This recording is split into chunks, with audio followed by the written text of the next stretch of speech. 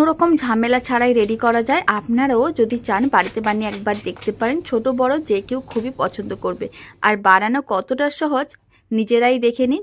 আর আপনারা দেখুন কতটা মুচমুচে আর খাস্তা হয়েছে, দেখেও বোঝা যাচ্ছে। খেতে ভীষণ ভালো হয়। সম্পূর্ণ নিরামিষভাবে বানানো দেখিয়েছি।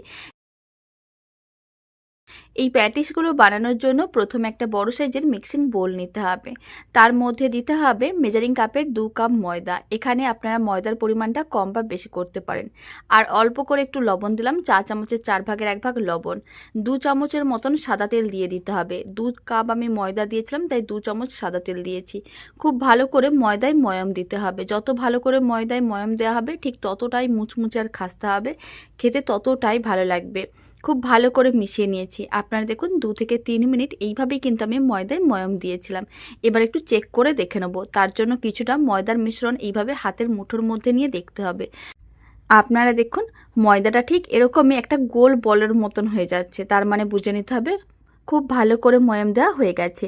এবার অল্প অল্প জল দিতে হবে আর একটা ডো রেডি করতে হবে। এখানে আমি রুম টেম্পারেচারের জল দিয়েই ডো রেডি করছি, কোনো রকম ঠান্ডা বা গরম জল দিইনি। অল্প অল্প জল দিয়ে এরকম একটা টাইট ডো রেডি করে নিয়েছিলাম। ঠিক রুটি বা পরোটার জন্য আমরা যেমন ডো রেডি করি সেরকম করেই ডোটা রেডি করে নিয়েছিলাম। এখন ডোটাকে এক সাইডে রেখে দিতে হবে। আর এই দিকে আলুর পুর রেডি করে নেব। আলু আর পনিরের যে পুরটা রেডি করব। আর আমি আপনাদের একেবারে সম্পূর্ণ নিরামিষভাবে বানানো দেখাচ্ছি। তবে আপনারা যদি চান পেঁয়াজ দেবেন, দিতে পারেন, কোনো অসুবিধা নেই। তবে এইভাবে নিরামিষ বানালে খেতে এত ভালো হয়, না বাড়িতে বানালে বুঝতেই পারবেন না। দারুণ হয় খেতে। এখানে আমি 2টো মিডিয়াম সাইজের আলু নিয়েছিলাম। বড় আলু হলে একটা নিলেই হয়ে যাবে। এখন আলুগুলোকে ঠিক এরকমই একেবারে ছোটো ছোটো টুকরো করে কেটে নিতে হবে। 2টো আলুকেই একইভাবে কেটে নেব। আর আমি এখানে অল্প করে একটু পনির নিয়েছিলাম, 100 গ্রাম পনির। তবে এতটাও দরকার পড়ে না, আমি একটু বেশি করে পুর বানাচ্ছি। কারণ এই যে পুরটা হয় খেতে দারুণ হয়। নিরামিষ দিনে এই পুরগুলো বা এরকমই কিছু ডাল ভাতের সঙ্গেও আলু পনিরের ভাজাটা বাড়িতে বানিয়ে দেখবেন, খেতে দারুণ লাগবে। আপনারা দেখুন আলুটাকে এরকম ছোটো ছোটো টুকরো করে কেটে নিয়েছিলাম।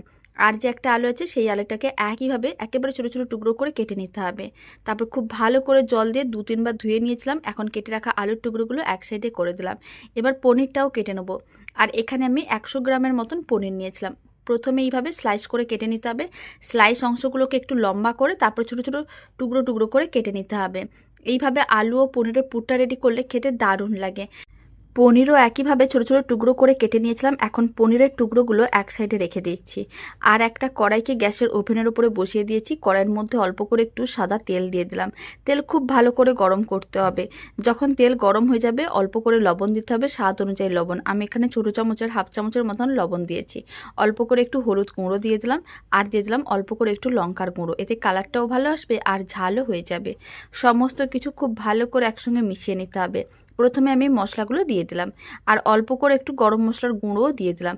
এখন এই মশলাগুলোর মধ্যে কেটে রাখা আলুর টুকরোগুলো দিয়ে দিতে হবে আর খুব ভালো করে মিশিয়ে নিতে হবে। তারপরে দিয়ে দিতে হবে অল্প করে একটু গ্রেট করা আদা। নিরামিষ দিনে পুর রেডি করার সময় এইভাবে একটু অল্প একটু গ্রেট করা আদা দিলে খেতে দারুণ লাগে, স্বাদ ও গন্ধ দুটোই খুবই ভালো আসে। সমস্ত কিছু ভালো করে মিশিয়ে নাড়াচাড়া করে আলুর টুকরোগুলোকে একটু ভেজে নিতে হবে। আর এইভাবে আলুর টুকরোগুলো ভেজে নিলে যেমন ভাজাও হবে তার সঙ্গে সেদ্ধও হয়ে যাবে। এখন আমি এর মধ্যে দিয়ে দিচ্ছি ভাজা চীনাবাদাম। চীনাবাদাম দিলে খেতে দারুণ লাগে। আর আমি দিয়ে দিচ্ছি কেটে রাখা পনিরের টুকরো। সমস্ত পনিরের টুকরোগুলো কড়াইয়ের মধ্যে দিয়ে দিতে হবে। আর সমস্ত কিছু খুব ভালো করে মিশিয়ে 2-3 মিনিটের মতন নাড়াচাড়া করে নিলেই আলু ও পনিরের পুরটা একেবারেই রেডি হয়ে যাবে। বাড়িতে বানিয়ে দেখবেন এত সহজে রেডি হয়ে যায় আর খেতে এত ভালো হয়। হঠাৎ করে কোনো মুখরোচক খেতে মন চাইলে তখন এরকমই একটা রেসিপি সবার জন্য একসঙ্গেই বানিয়ে নিতে পারবেন। আর সামান্য কয়েকটা উপকরণ দিয়েই বানানো যায়। আপনারা চাইলে শুধুমাত্র আলুর পুর দিয়েও রেডি করে দেখতে পারেন, কারণ পনিরটা সবসময় বাড়িতে থাকে না। আলু তো সবসময় বাড়িতে থাকে, তাই আলু দিয়েও বানিয়ে দেখবেন, খেতে খুব ভালো লাগবে। 2-3 মিনিট নাড়াচাড়া করে নিয়েছিলাম। আলু পনিরের পুর একেবারেই রেডি হয়ে গেছে। এবার ফ্লেমটা অফ করে এক সাইডে রেখে দিচ্ছি। আর এদিকে যে ডোটা নিয়েছিলাম, ডোটাকে আরেকবার খুব ভালো করে মেখে নিতে হবে। তারপরে লেচি কেটে নিতে হবে।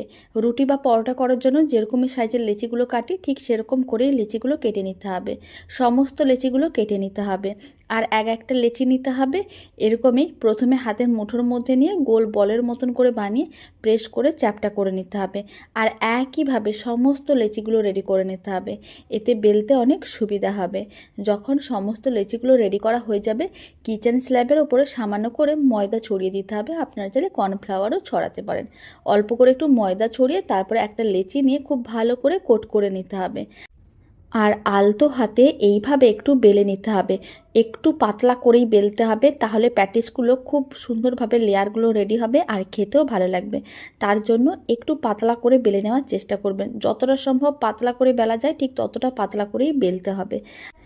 আপনারা দেখুন, আমি যে লেচিটা নিয়েছিলাম ঠিক এরকমই বড় সাইজের একটু বেলে নিয়েছিলাম, বেশ পাতলা করে বেলে নিয়েছিলাম। বাকি সমস্তগুলো একইভাবে বেলে নিতে হবে। আর এদিকে ছোট্ট একটা মিক্সিং বোল নিয়েছিলাম, তার মধ্যে 2 চামচের মতন আমি ময়দা নিয়েছি। বড় চামচে 2 চামচ ময়দা নিতে হবে। এখানে আমি দিয়ে দিচ্ছি বেশ কিছুটা পরিমাণ সাদা তেল। আপনারা চাইলে ঘি বা বাটারও দিতে পারেন, কোনো অসুবিধা নেই। না থাকলে এইভাবে সাদা তেলও দিয়ে দিতে পারেন। তারপর খুব ভালো করে একসঙ্গে মিশিয়ে নিতে হবে। যখন দেখবেন খুব ভালো করে মেশানো হয়ে গেছে আর মিশ্রণটা ঠিক এরকমই রেডি হয়ে গেছে, তার মানে বুঝে নিতে হবে মিশ্রণ একেবারে রেডি। প্যাটিস বানানোর সময় এই মিশ্রণটা যদি লেয়ারে দেওয়া হয় তাহলে খেতে অনেক বেশি ভালো লাগবে আর অনেক বেশি মুচমুচে আর খাস্তে হবে। এবার একটা করে যে বেলে রেখেছিলাম রুটি, সেখান থেকে একটা রুটি এইভাবে কিচেন স্ল্যাবের ওপরে রেখে দিলাম। তারপর যে মিশ্রণটা রেডি করে রেখেছিলাম ময়দা আর তেল দিয়ে, সেই মিশ্রণটা দিয়ে এইভাবে অল্প অল্প করে দিতে হবে, খুব ভালো করে চারিদিকে ছড়িয়ে নিতে হবে। যখন খুব ভালো করে মিশ্রণটা ছড়ানো হয়ে যাবে আবারও একটা রুটি নিয়ে নিতে হবে আর এইভাবেই কিন্তু একটা রেখে দিতে হবে, একটার উপরে একটা এইভাবেই রাখতে হবে। আর একইভাবে সমস্ত রুটিগুলো একটা করে রেখে দিতে হবে। আর অল্প করে মাঝখানে যে ময়দা ও তেলের মিশ্রণটা রেডি করে রেখেছিলাম অল্প করে দিয়ে খুব ভালো করে চারিদিকে ছড়িয়ে নিতে হবে। আর একইভাবে সমস্ত রুটিগুলো দিয়ে তারপরে দেখাচ্ছি। প্রায় 8-9টা যে আমি রুটি রেডি করেছিলাম সমস্তগুলো একটা করে দিয়ে দিয়েছিলাম। এবার ফোল্ড করতে হবে, এইভাবেই ফোল্ড করতে হবে, তাহলে কিন্তু খুব সুন্দরভাবে লেয়ারগুলো রেডি হবে আর প্যাটিসটা খেতে দারুণ লাগবে। প্রথমে লম্বা করে ফোল্ড করে নিলাম, লম্বা অংশটাকে এরকমই আবারও ফোল্ড করে নিলাম। এইভাবেই ফোল্ড করলে অনেকগুলো লেয়ার রেডি হবে। এখন অল্প করে ময়দা ছড়িয়ে দিতে হবে আর খুব ভালো করে বেলে নিতে হবে। একেবারে পাতলা করে বেলার দরকার নেই, একটু মোটা রেখে বেলে নিতে হবে। প্রথমে ময়দায় খুব ভালো করে কোট করতে হবে যাতে বেলতে অসুবিধা না হয়। আমি এখানে এইভাবে একটু লম্বা করে বেলে নিচ্ছি, তাহলে কি হবে প্যাটিসগুলো রেডি করতে সুবিধা হবে। ভালো করে বেলে নিতে হবে, খুব বেশি মোটা না খুব বেশি পাতলা না, ঠিক এরকমই রেডি করতে হবে। আপনারা দেখুন বেশ লম্বা করে বেলে নিয়েছিলাম। এবার সাইডে অল্প করে অংশ কেটে বাদ দিয়ে দিতে হবে। তবে এইগুলো ফেলার দরকার নেই, এইগুলোকে আপনারা যখন প্যাটিসগুলো ভাজবেন গরম তেলের মধ্যে দিয়ে দেবেন, খুব সুন্দরভাবে রেডি হয়ে যাবে। এইভাবে অল্প করে সাইডের অংশগুলো কেটে বাদ দিয়ে দিতে হবে। চারিদিকে অল্প অল্প অংশ বাদ দিতে হবে, এতে কিন্তু প্যাটিসের লেয়ারগুলো খুব সুন্দরভাবে রেডি হবে। চারিদিকগুলো অল্প করে কেটে বাদ দিয়ে দিয়েছিলাম। এবার মাঝ বরাবর এইভাবে লম্বা করে কেটে নেব। তারপর একটা লম্বা অংশ তুলে নিতে হবে। এবার লম্বা অংশগুলোকে চৌকো পিসে কাটতে হবে। তার জন্য ঠিক এইভাবে একটা চৌকো পিসের টুকরো রেডি করছি। এখানে আমি যে পরিমাণ ময়দা নিয়েছিলাম সেই পরিমাণ ময়দা দিয়ে 8টা প্যাটিস রেডি করা যাচ্ছে। এখন আপনারা প্যাটিসের পরিমাণ বাড়াতে চাইলে ময়দার পরিমাণও বাড়িয়ে নেবেন বা কম বানাতে চাইলে কম করে নেবেন। এইভাবেই কিন্তু একটা টুকরো নিতে হবে, একটু প্রেস করে চ্যাপটা করে দিলাম। তারপর অল্প করে জল নিয়ে খুব ভালো করে জলটা চারিদিকে এইভাবে কিন্তু ব্রাশ করে দিতে হবে, তাহলে ভাজার সময় আর খুলে যাবে না। এবার আলু ও পনিরের পুরটা এইভাবে এক সাইডে রেখে দিতে হবে আর তারপরে এইভাবে আটকে নিতে হবে। এইভাবে আটকে নেওয়ার পরে খুব ভালো করে এরকমই আঙুল দিয়ে একটু প্রেস করে নিতে হবে, তাহলে খুব সুন্দরভাবে আটকে যাবে আর ভাজার সময় খুলেও যাবে না। সমস্ত প্যাটিসগুলো একইভাবে রেডি করে নিতে হবে। এখন সমস্ত প্যাটিসগুলো রেডি করে নেওয়ার পরে কড়াইতে পরিমাণ অনুযায়ী তেল নিতে হবে। তেল খুব ভালো করে গরম করতে হবে। আর প্যাটিস ভাজতে একটু সময় লাগে আর একসঙ্গে অনেকগুলো করে দেওয়া যাবে না, তাই কড়াইতে তেল গরম করে আমি 3টে প্যাটিস দিয়ে দিলাম। 3টে প্যাটিস দেওয়ার পরে ফ্লেমটা একেবারে মিডিয়াম টু লোতে আছে। গরম তেল এইভাবে একটু ছিটিয়ে দেবো আর প্যাটিসগুলোকে উল্টে পাল্টে লাল লাল করে ভাজতে হবে। মোটামুটি 7-8 মিনিটের মতন সময় প্রয়োজন পড়বে। একটু টাইম নিয়ে প্যাটিসগুলো ভাজলে দেখতে যেমন সুন্দর লাগবে খেতে ঠিক ততটাই ভালো লাগবে।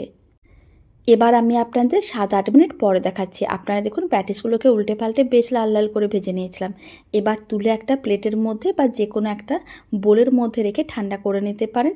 তারপরে বাকি প্যাটিসগুলো একইভাবে রেডি করতে হবে। আর সমস্ত প্যাটিসগুলো ভেজে তারপরে একটা প্লেটের মধ্যে সার্ভ করে আমি আপনাদের দেখাবো।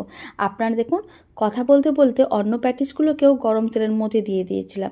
সেই প্যাটিসগুলোও ভাজা হয়ে গিয়েছিল। এবার তুলে আমি রেখে দিচ্ছি। সমস্ত প্যাটিসগুলো ঠিক একইভাবে ভেজে নিতে হবে। এই প্যাটিসগুলো দেখতে যত না সুন্দর হয়, খেতে তার থেকে অনেক বেশি ভালো হয়। বাড়িতে অবশ্যই বানিয়ে দেখুন। আর সামান্য কয়েকটা উপকরণ দিয়েই বানানো যায়, খুব বেশি খরচও হবে না। একেবারে অল্প খরচে পুরো পরিবারের জন্য বানিয়ে নিতে পারবেন। আর শব্দ শুনেই বুঝতে পারছেন কতটা মুচমুচে খাস্তা হয়েছে। বাড়িতে বানালে কমেন্ট বক্সে জানাতে একেবারেই ভুলবেন না খেয়ে কেমন লাগলো। তো চলুন ভিডিওটা আমি এখানেই শেষ করছি। আপনারা সবাই ভালো থাকবেন, সুস্থ থাকবেন। আপনাদের সঙ্গে আবার নতুন রেসিপি নিয়ে দেখা হচ্ছে। বাড়িতে বানালে কমেন্ট বক্সে জানাতে একেবারেই ভুলবেন না খেয়ে আপনাদের কেমন লাগলো।